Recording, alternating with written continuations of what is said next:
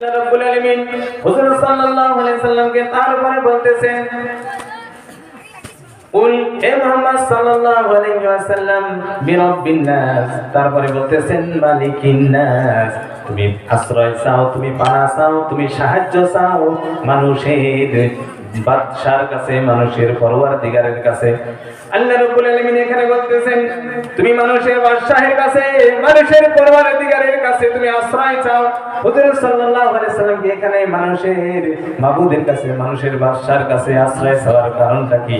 এই কথাটা সত্যভাবে যদি আমরা বুঝে নেই, আল্লাহ রাব্বুল আলামিন তার আগের আয়াতে বলেছেন আমি ছোট্ট ছোট্ট মানুষের লালন পালন করনেওয়ালা।